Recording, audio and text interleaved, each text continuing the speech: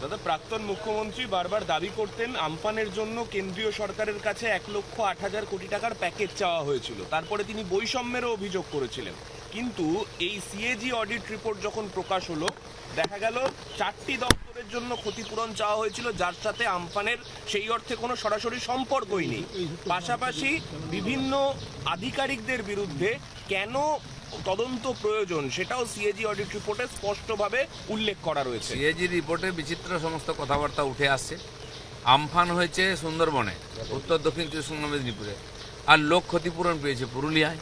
এরকম আজব ব্যাপার তথ্য আসছে সব, এবং এর পিছনে কে আছে? মমতা ব্যানার্জি বোধহয় সারা পশ্চিমবাংলায় টাকা পয়সা বিতরণ করতে, আর যে বেচারাদের বাড়ি ভেঙেছে সুন্দরবনে তারা এখনো ক্ষতিপূরণ পায়নি। তার জবাব আগে ওনাকে দিতে হবে, এবং যে অফিসাররা করেছেন তাদেরকেও দিতে হবে। টাকা চেয়েছেন কেন্দ্র সরকার, মাননীয় প্রধানমন্ত্রী নিজে এসে দেখে গিয়ে সে টাকা পাঠিয়েছিলেন, আর সেটা সৎপাত্রে যায়নি, লুট হয়েছে। তো তারও হিসাব, তারও অডিট, সেগুলো সব হবে।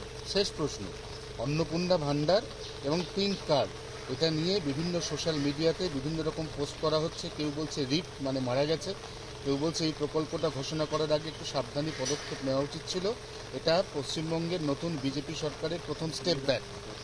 না, অন্নপূর্ণা ভান্ডার তো প্রথমেই 28 লাখ লোককে পাঠিয়ে দেওয়া হয়েছে, তখনও পুরো সার্ভে হয়নি, ভেরিফিকেশন হয়নি।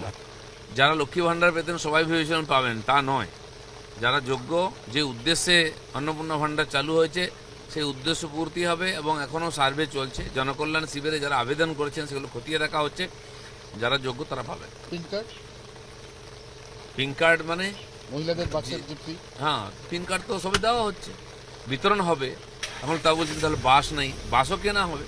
রাতারাতি সব হয়ে যেন ভাবছেন কেন? 15 বছর এত কষ্ট করেছেন, 2-4 মাস তো কষ্ট করতেই হবে। সরকার কথা দিয়েছে, কথা